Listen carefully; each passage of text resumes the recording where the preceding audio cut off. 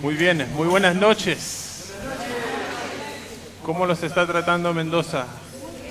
Bien, con un poquito de calor. Bueno.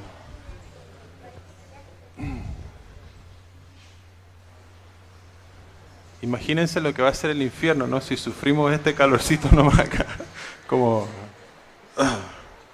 Los voy a invitar que abran sus Biblias a Santiago capítulo 2. Santiago capítulo 2. Y estamos estudiando la carta de Santiago. Comenzamos con el capítulo 1 y vimos a Santiago hablarnos acerca de las pruebas y que vamos a pasar pruebas continuamente. Y también cómo tenemos que prepararnos, lo que le tenemos que pedir al Señor cuando nos encontramos en las pruebas. Y hablamos de la sabiduría y cómo Dios nos va a dar la sabiduría abundantemente y cómo Él nos las va a dar sin reproche.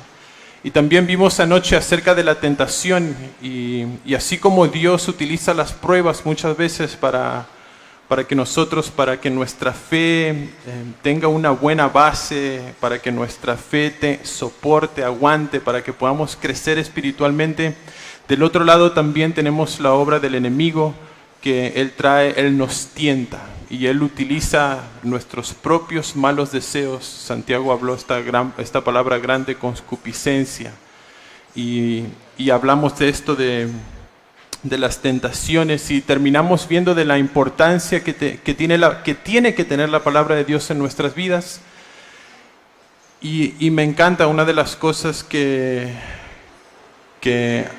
amo del movimiento y de los pastores que conozco de UME es también esta importancia que ellos ponen en la palabra de Dios, y esto nos une.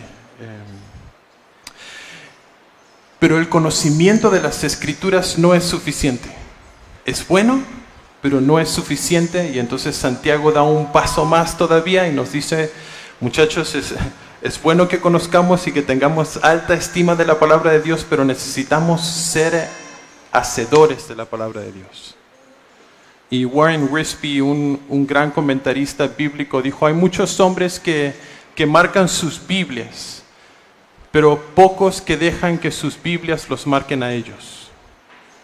Y yo no sé ustedes, pero yo quiero ser un hombre que tenga el conocimiento, pero que al mismo tiempo pueda ser sensible a la palabra de Dios y esforzarme para ponerla en práctica.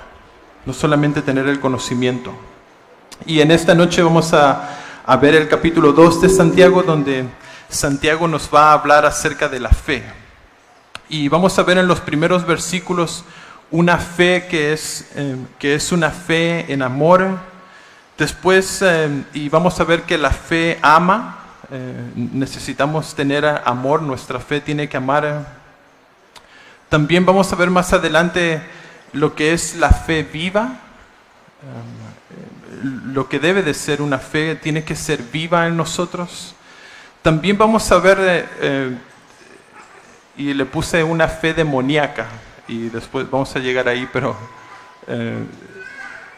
les voy a explicar cuando lleguemos ahí más.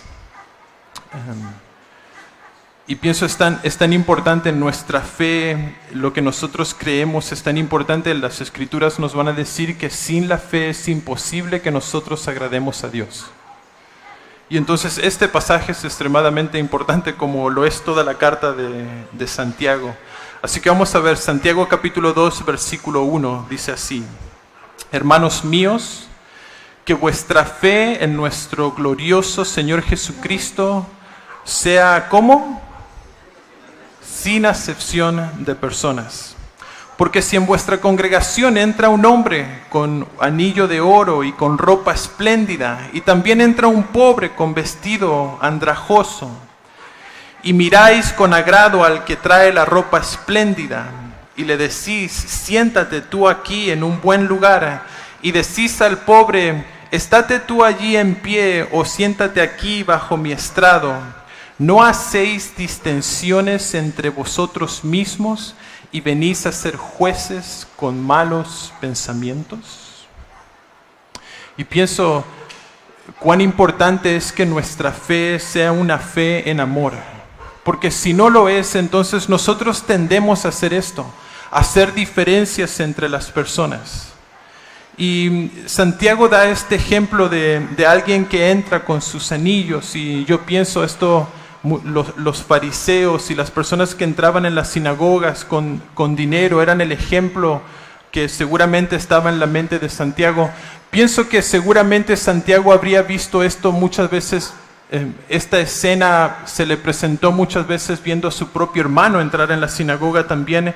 El Señor Jesús como un carpintero, tal vez no con las vestiduras más espléndidas, y tal vez vio este escenario, tal vez él mismo, porque él también era hijo de carpintero y tal vez no tenía las mejores ropas para ir a la iglesia, y tal vez él mismo se sintió como hicieron diferencias con él. Y yo pienso, él creció no conociendo al Señor, pero ahora puedo ver en esta carta como él está de en serio, o sea, es real. Él creció con Jesús, le ha caído la ficha y él quiere transmitir esto. Esto es el cristianismo, este es el cristianismo real. Yo sé lo que es el cristianismo no real porque estuve ahí, lo he visto, y quiero escribirle a la iglesia ahora que está dispersa por diferentes lugares. Esto es como nos tenemos que ver, esto es como tenemos que mirarnos. Iba a decir, hermanos míos, que vuestra fe en nuestro Señor Jesucristo sea sin acepción de personas.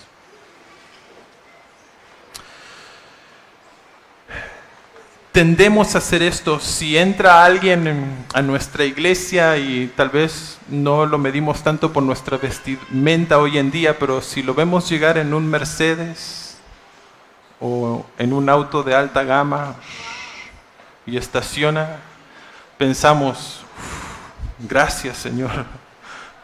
Y no tenemos alfombra roja, pero si la tuviéramos, la tiraríamos de la puerta hasta el auto para asegurarnos de que entre a la iglesia. Y ni hablar si el hermano, Dios le ha puesto el deseo de dar sus diezmos y sus ofrendas.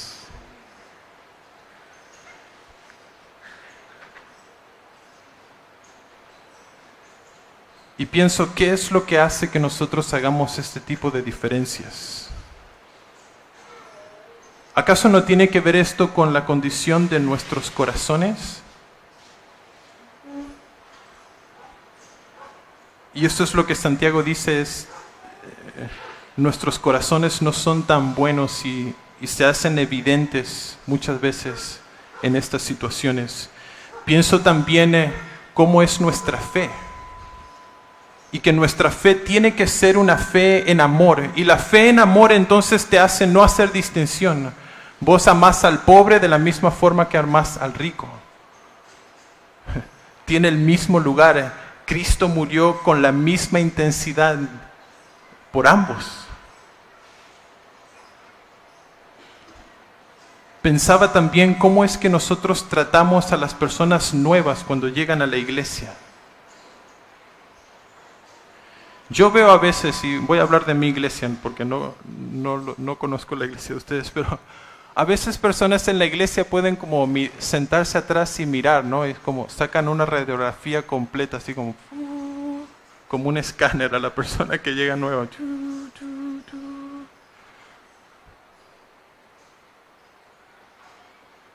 Ni hablar si la persona nueva de repente se va a tu banca y se sienta en tu silla, o no sé qué tienen, si sillas o bancas en la iglesia, pero hay personas que hacen como, este es el lugar, este es mi lugar en la iglesia, acá es donde yo me siento, es la tercera banca, 2 lugares para acá, ese es mi lugar. Y puedo ver a veces las caras de las personas cuando llegan y ven que hay una persona nueva en su lugar, como se desfiguran, como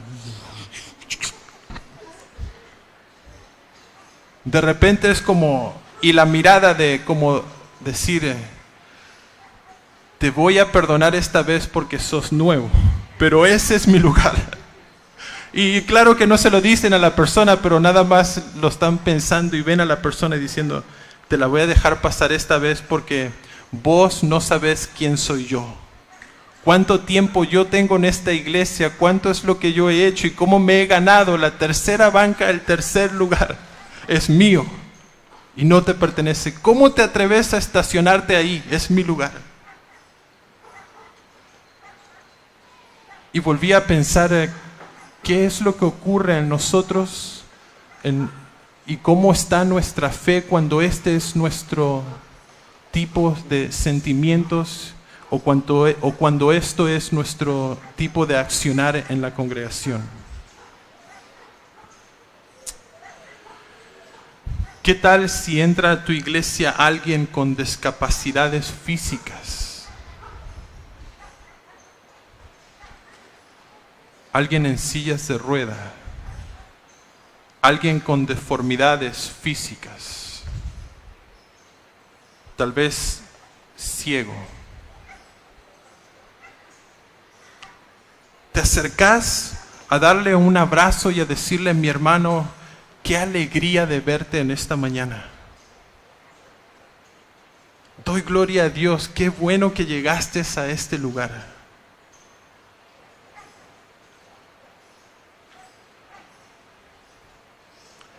Yo puedo ver esto en Jesús. Él no hacía distinción de personas. Es más, podemos ver que el Señor Jesús comió más con prostitutas y pecadores que con personas de mucho dinero. Incluso cuando las personas de mucho dinero, como un joven rico en una ocasión, viene a Él, el Señor no tiene las palabras que el joven rico esperaba escuchar de Él. Pienso también como en el Evangelio de Lucas el Señor Jesús va a sanar a una mujer que se encuentra encorvada. Pienso, tal vez Santiago habría visto estas escenas y las está pensando mientras él está escribiendo esta carta. De cómo vio ese momento donde entró y había en la sinagoga una mujer encorvada, o sea, encorvada completamente así. Pero había llegado a la sinagoga y seguramente habrían hecho diferencias de él. Incluso cuando el Señor Jesús la sana, los religiosos lo cuestionan al Señor Jesús y le van a decir: ¿cómo te atreves a sanar a esta mujer en un día sábado?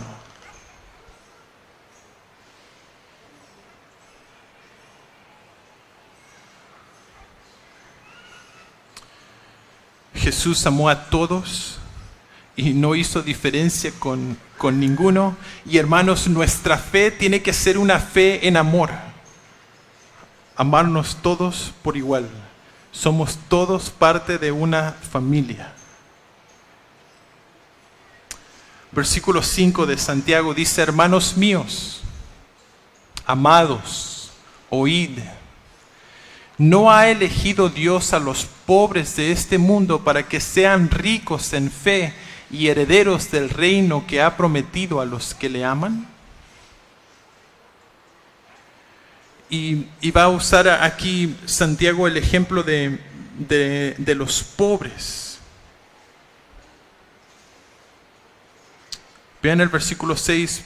Pero vosotros habéis afrentado al pobre.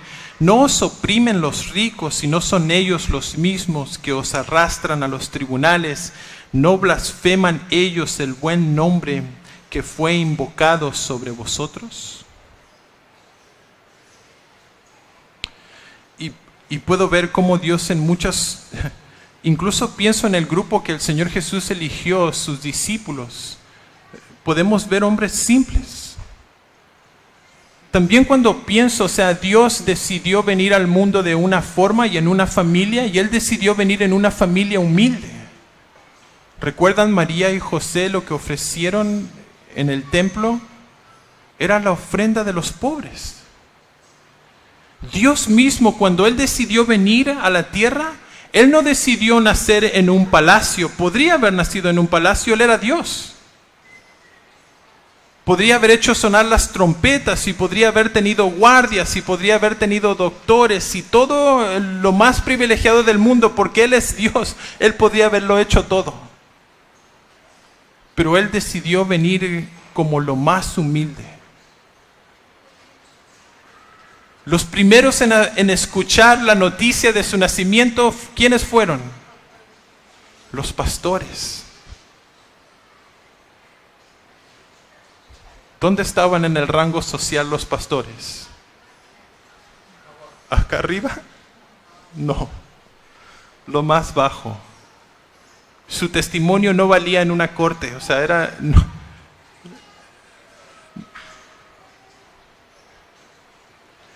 Y pienso esto es tan importante porque puedo ver también cómo las cosas no han cambiado y Santiago va a hablar de los ricos y cómo los ricos tienden a aprovecharse de los más pobres. Pienso las cosas no han cambiado demasiado porque podemos escuchar nosotros hoy en día acá en la Argentina de talleres de costuras donde hay personas que trabajan como esclavos. Y ni hablar si vamos a otros lugares y vemos incluso grandes marcas de ropa que todos pagaríamos muchísimo dinero para poder utilizar, que tienen estos talleres en lugares extremadamente humildes y donde tienen a personas como esclavos trabajando ahí. Ni hablar si pensamos en gobernantes o políticos que hacen exactamente lo mismo. Qué equivocados.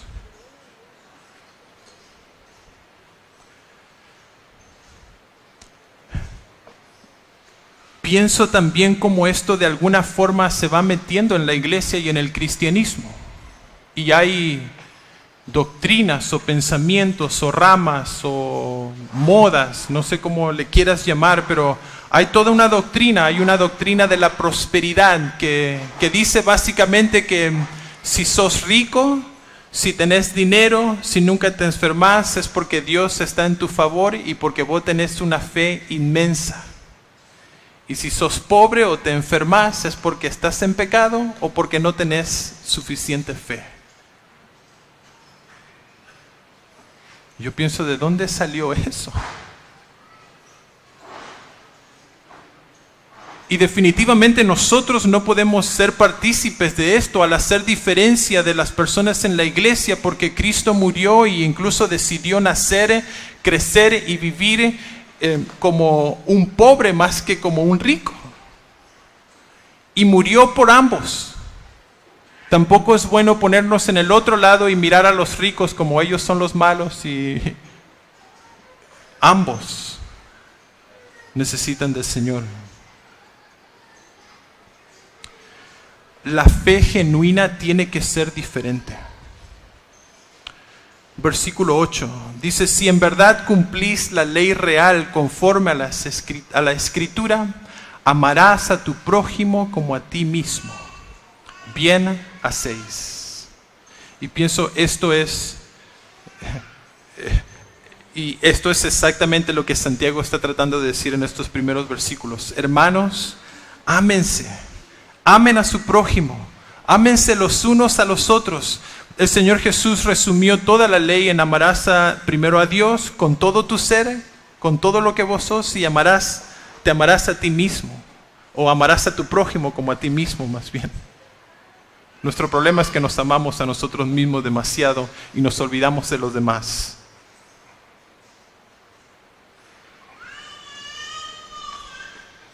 Versículo 9.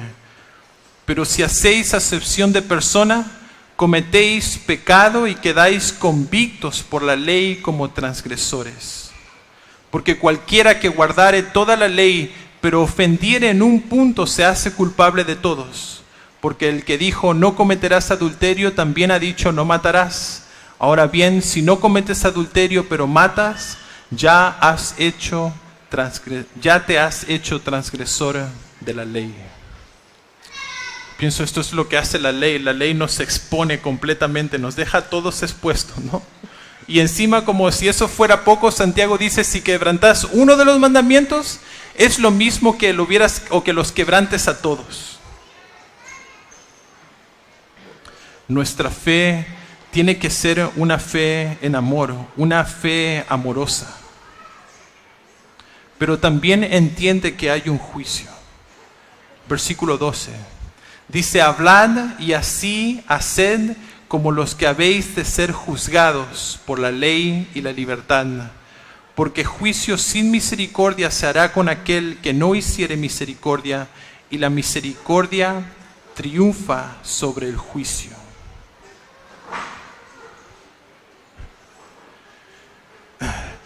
Y entonces tenemos que dejar cosas claras.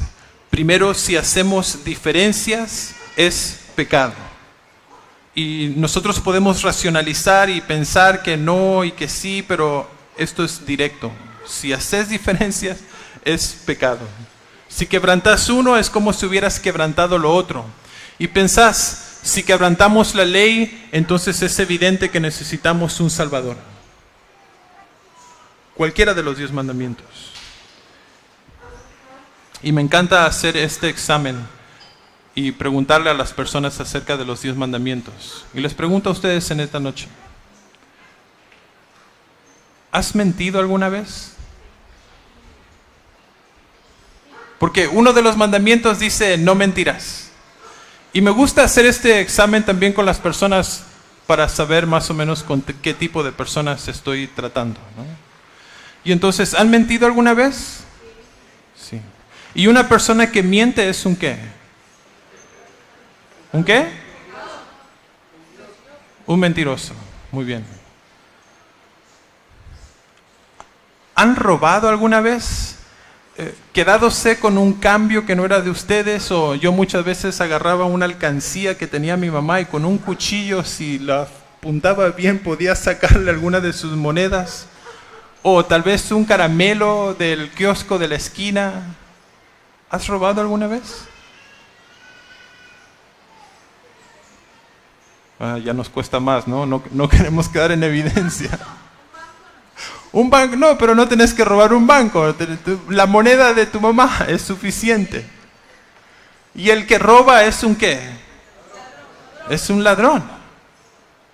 Es un ladrón. Llevo 2 de los 10 mandamientos, no estoy seguro si continuar o no.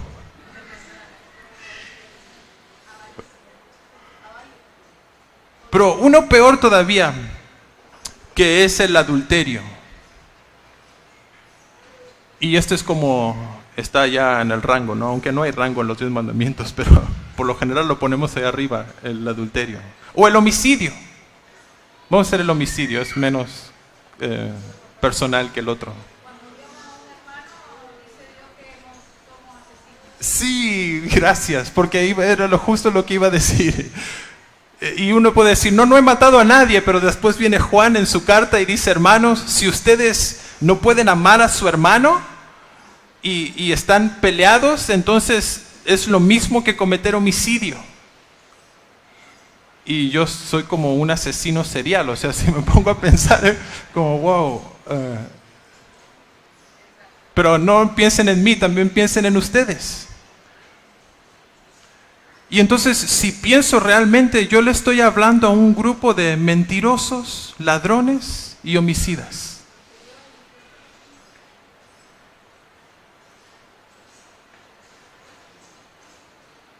Y pienso, ¿cómo vamos a hacer diferencias si en realidad estamos todos en el mismo bote? Y Cristo murió porque justamente todos nosotros habíamos quebrantado la ley, y por eso Él va a morir en la cruz. Y no hay ningún razonamiento para que nosotros hagamos distinción o diferencia de las personas si en realidad estamos todos expuestos. Si quebrantar uno de los mandamientos es igual que quebrantarlos a todos.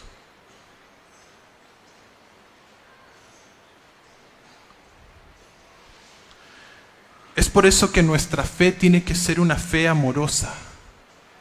Y vamos a ver también que nuestra fe tiene que ser una fe viva. Porque también hay una fe que es una fe muerta, hay una fe que es una fe demoníaca, y después hay una fe que es una fe dinámica. Versículo 14 dice: hermanos míos, ¿de qué aprovechará si alguno dice que tiene fe y no tiene obras? ¿Podrá la fe salvarle?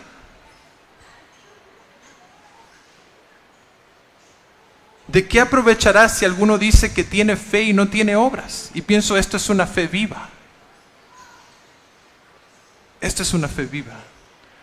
Personas muchas veces tienen este versículo, están listos para pelear, a ver, la salvación la perdemos o no, y es por obras o no es por obras. Y quiero dejar claro desde un comienzo que Santiago no está diciendo que necesitas obras para ser salvo.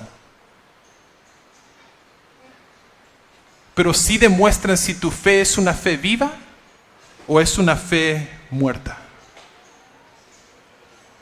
Y nuestra fe tiene que ser una fe viva.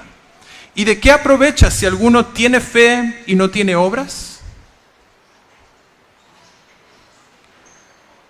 Pablo, escribiéndole a los Gálatas en el capítulo 5, versículo 6, va a decir: porque en Cristo Jesús ni la circuncisión vale algo, ni la incircuncisión, sino la fe que obra por amor. Y Efesios 2, 8 y 9, que es por lo general lo que memorizamos, pero les voy a leer hasta el 10, dice esto: porque por gracia sois salvos por medio de la fe, y esto no de vosotros, pues es don de Dios, no por obras para que nadie se gloríe, porque somos hechuras suyas, creados en Cristo Jesús para buenas obras, las cuales Dios preparó de antemano para que anduviésemos en ellas. Y yo pienso que el versículo 8, 9 y 10 no deberían de separarse nunca, tendrían que ir todos juntos. Porque aquí Pablo nos dice tres cosas. Primero nos dice lo que Dios hizo por nosotros, y Él nos salvó, y nuestra salvación es por gracia. Esto es un regalo, no te lo mereces, no te lo podés ganar, no hay obras que vos podés hacer para recibirlo. La salvación es por gracia, y esto es lo que Dios ha hecho por nosotros, porque por gracia sois salvos por medio de la fe. Y esto no es de vosotros, pues es un don de Dios. Después tenemos lo que Dios ha hecho en nosotros. Y Él va a decir: porque somos hechura suya. Y esta palabra hechura es una palabra griega, poema, de donde también sacamos la palabra poema. Somos como una obra de arte para Dios. Somos especiales. Pero también tenemos aquí lo que Dios quiere hacer a través nuestro. Y lo que Dios quiere hacer a través nuestro son buenas obras. Esta es una fe viva. Es una fe en acción. Versículo 15. Y si un hermano o una hermana están desnudos y tienen necesidad del mantenimiento de cada día, y alguno de vosotros les dice: id en paz, calentaos y saciaos, pero no le dais las cosas que son necesarias para el cuerpo, ¿de qué aprovecha? Así también la fe, si no tiene obras, ¿es qué? Es muerta en sí misma. Y Santiago va a dar este ejemplo. Es un ejemplo bien ilustrativo de unas personas que no tienen nada. Incluso él va a decir que están desnudos.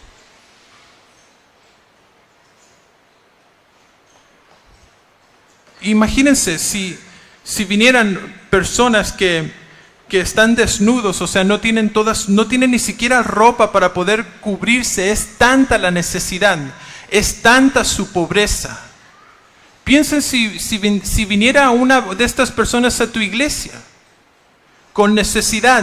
No solamente tiene necesidad de vestirse, pero también tiene necesidad del mantenimiento de cada día. O sea, no tienen que comer, vienen con hambre. Y ustedes cuando lo ven le dicen: oye hermano, ve en paz, calentaos y saciaos, pero no le das nada. Simplemente les decís. Y podemos preguntarnos ¿cómo es que estas personas se van a vestir si llegaron sin tener nada y se están yendo sin nada? ¿Cómo es que se van a ir en paz? ¿Cómo es que se van a calentar? ¿Cómo?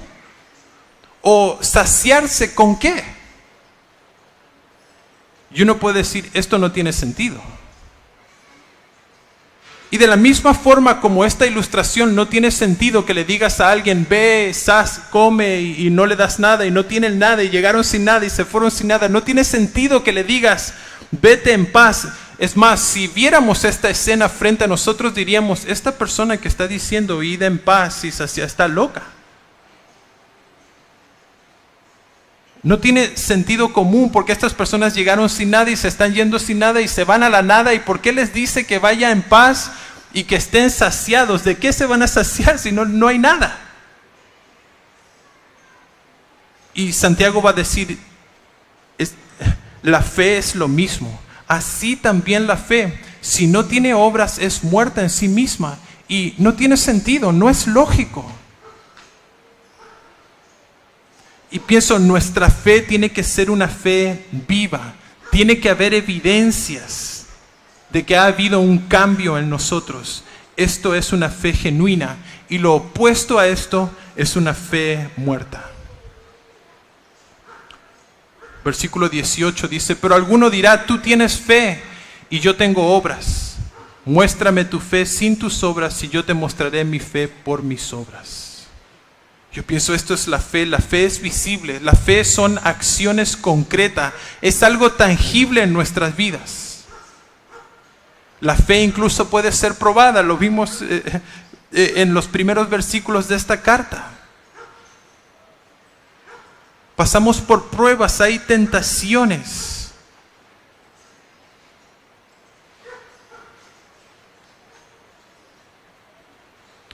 Las obras demuestran nuestra fe. Te pregunto en esta noche, ¿qué tipo de fe tenés? ¿Es una fe viva o es una fe muerta? Porque detrás de una fe viva hay una vida transformada, es una vida diferente. Yo era esto, pero ahora estoy cambiando, estoy siendo esto otro.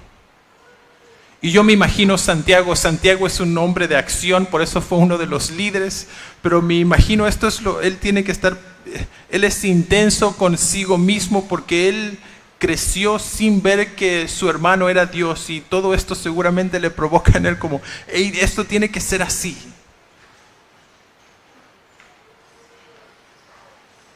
Jesús les dijo a los fariseos que eran unos muertos, que la fe de ellos estaba muerta. Mucho conocimiento, pero ninguna evidencia de esa fe. Yo conozco algunas personas así. Conocen y saben lo que la Biblia dice, pero no hay evidencias. Y piensen, si de repente hubiera una persecución en la Argentina y vinieran soldados a buscarte a tu casa y te llevaran ante un tribunal, pregúntate si ellos tendrían evidencia de tu vida, acciones tangibles para poder demostrar tu cristianismo. ¿Habrían evidencias? Si te llevaran delante de un juez y ahora hay que comprobar si sos o no sos, ¿habrían testigos, habrían personas que dirían sí? Esta es la evidencia, yo lo he visto a él hacer esto, ha ayudado a los pobres, ha predicado, lo vi él. Hay cosas tangibles de su fe.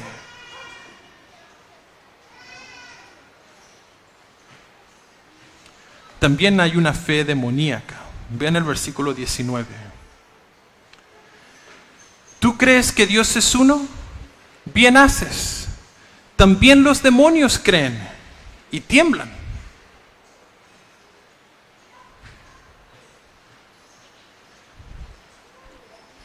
Y pienso, wow, los demonios también creen, y no solamente creen, pero tiemblan. ¿Mas quieres saber, hombre vano, que la fe sin obras es muerta? Y pienso, los demonios no son ateos. Uno pensaría que los demonios son ateos, pero no lo son. Los demonios conocen a Jesús. Incluso en el Evangelio de Mateo, demonios van a hablar con Jesús y le van a decir, ¿qué tienes con nosotros? Y lo van a llamar por su nombre, le van a decir, ¿qué tienes con nosotros, Jesús, Hijo de Dios? Hasta tienen su teología correcta, conocen su nombre, conocen cuál es su rol, Él es Jesús, Él es el Hijo de Dios. No solamente tienen su teología, hasta su escatología está correcta porque continúan preguntándole, ¿has venido acá para atormentarnos antes de tiempo? pienso, wow, estos creen, tienen la información, saben su teología, su escatología, el juicio, saben lo que se les viene. Pero es obvio, esta no es una fe salvadora. Incluso tiemblan.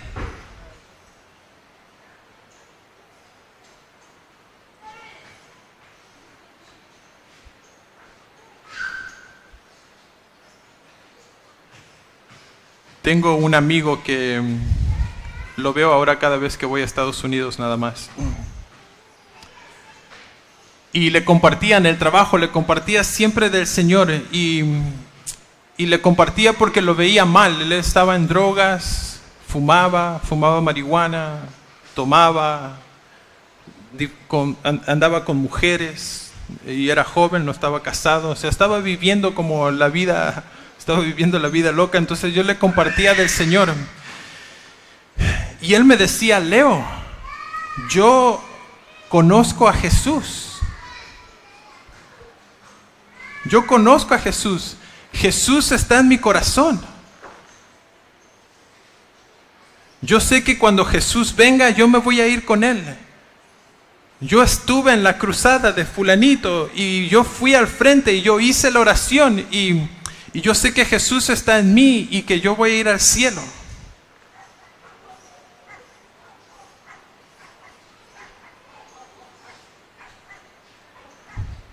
Qué dilema, ¿no? Después pueden discutir esta noche entre ustedes qué exactamente está sucediendo en este amigo mío. Porque tiene toda la información, pero no hay nada de evidencia, o la evidencia que hay es más bien negativa. Y es tan importante que nuestra fe, es por esto que es tan importante que nuestra fe sea una fe dinámica. Es una fe que salva, es una fe que te va a llevar a la obediencia. Porque cuando el Espíritu de Dios viene en nosotros, entonces trae convicción en nuestros corazones y nos damos cuenta que hay cosas en nosotros que no están tan bien y que necesitan cambiar. Y el Espíritu Santo nos habla. A veces podemos callarlo al Espíritu Santo, podemos entristecerlo y decirle, ¿sabes qué? No me molestes con ese tema.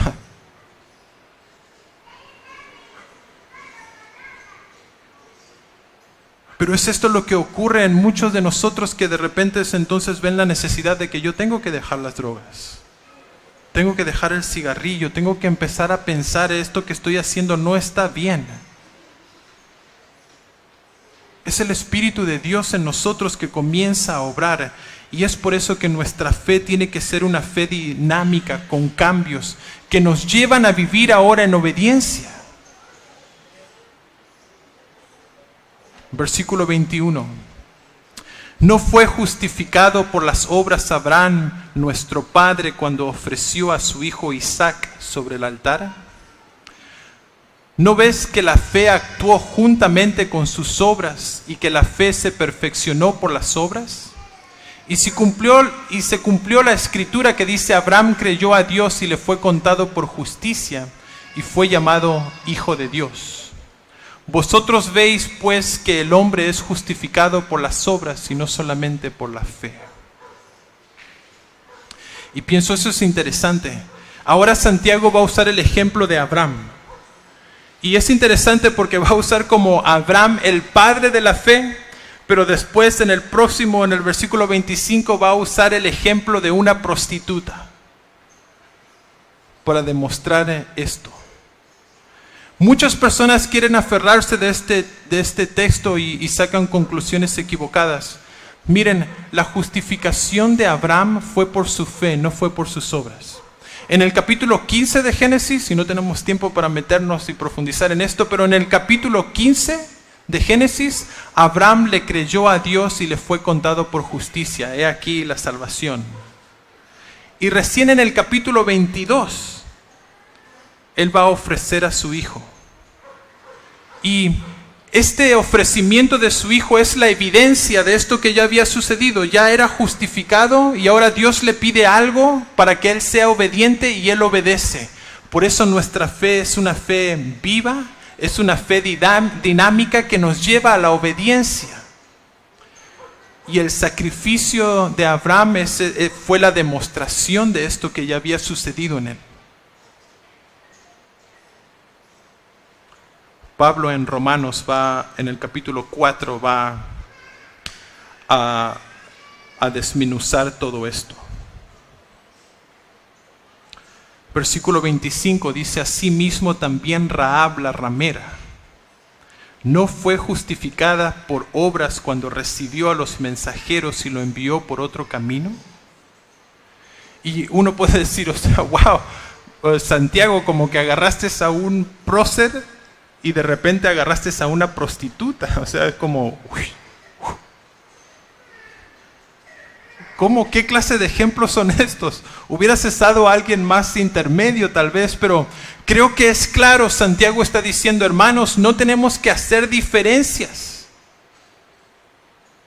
No tenemos que hacer diferencias entre las personas. Abraham no es más que Rahab. Pienso, Rahab, una ramera, una prostituta, justificada también de la misma forma que Abraham, necesitó la misma muerte de nuestro Señor Jesucristo, la misma redención, la misma gracia, la misma misericordia. Ella creyó. Rahab va a ser la tatarabuela del rey David. Y esta prostituta va a ser la tatarabuela de Jesús. Y por ende, de Santiago. Y aquí en el árbol familiar de nuestro Señor Jesucristo, una prostituta.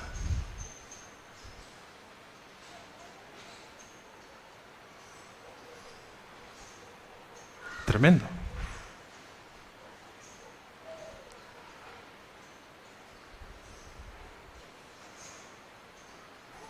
Creo que deja claro, no podemos hacer distinción entre las personas.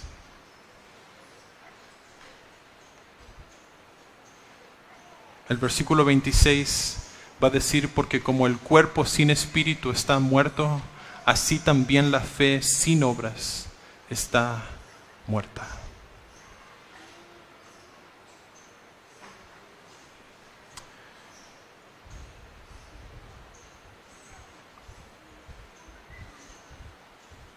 ¿Han visto a alguien muerto alguna vez?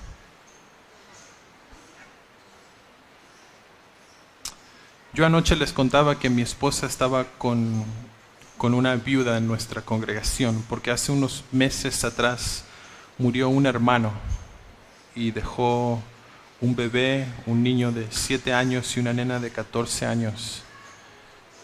Y hice su funeral. Y ahí estaba su cuerpo. Su familia inmediata son los únicos que están en la iglesia, pero en el funeral estaba toda su familia.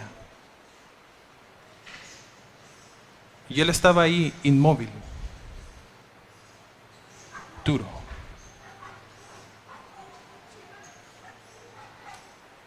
Era un cuerpo, pero sin espíritu.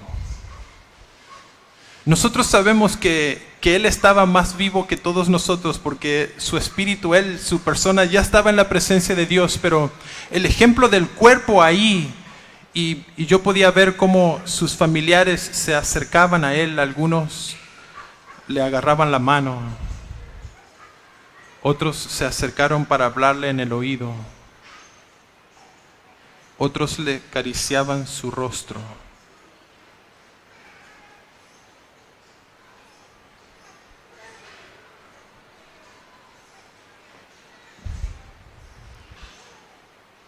Pero él estaba duro, no se movía, no había ninguna acción, ninguna respuesta. Su cuerpo no hacía nada. Y pienso, es de la misma forma nuestra fe sin obras. Es una fe muerta. Te pregunto en esta noche, ¿cómo está tu fe? ¿Es una fe viva? ¿Es una fe con evidencias? ¿Es una fe dinámica? Y no es mi deseo que ustedes salgan de este lugar en esta noche condenados, porque nosotros sabemos que no hay condenación para los que están en Cristo Jesús. Pero sí espero que podamos examinarnos en esta noche y pensar en nosotros mismos por un instante, ¿dónde está mi fe? Tal vez hay alguno en esta noche que está pensando, yo estoy escuchando de la fe por primera vez, no sé si está muerta, viva, no sé nada. Yo quiero decirte, en esta noche podés recibir de su Espíritu y podés poner tu fe, tu confianza en Jesús. Cristo murió por vos como murió por Abraham y como murió por Rahab. Y las Escrituras nos dicen que si nosotros confesamos nuestros pecados, entonces Él es fiel y justo para perdonarnos y limpiarnos en nuestra maldad. Algunas personas piensan, yo no puedo venir a Jesús porque estoy muy sucio. Yo quiero decirte, esto dice que vengas a Jesús tal y como estás. Él se va a encargar de limpiarte. Tenés que depositar tu fe, tu confianza en Él. Y tu fe tiene que ser una fe viva. Esta fe te tiene que llevar a la obediencia. Vas a ir a las Escrituras y vas a ver de ahí el ejemplo de cómo es que tenés que vivir la vida. Tal vez estás acá y estás pensando, yo ni siquiera sé cómo orar.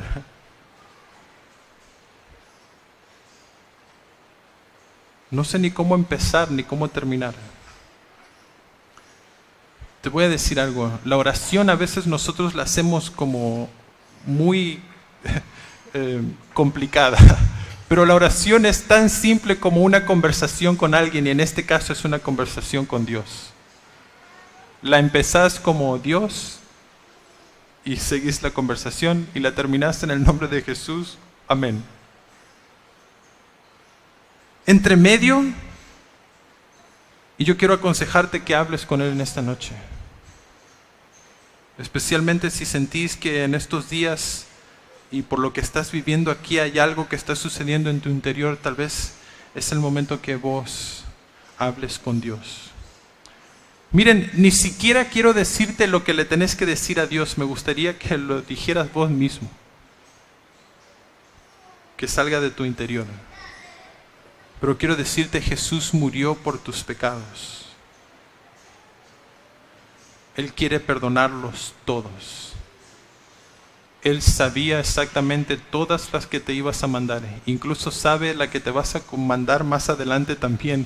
Y Él murió por vos de todas formas.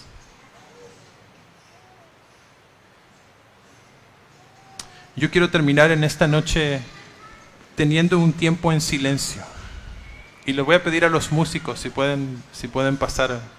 Mientras tenemos un tiempo en silencio, y tal vez esto no es solamente para alguien que no conoce y necesita hacer una oración de arrepentimiento, decirle, Señor, perdona mis pecados.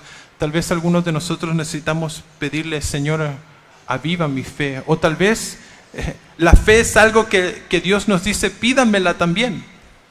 Y le podemos pedir, tal vez esta noche es una buena noche para decirle al Señor, Señor, necesito fe. Necesito fe. Y yo les voy a pedir que ahí a donde están, este es el momento de ustedes a solas con Dios. Para que hablen con Él a solas. Así que pueden agachar sus cabezas y tener su tiempo a solas con Dios ahora, mientras los músicos suben.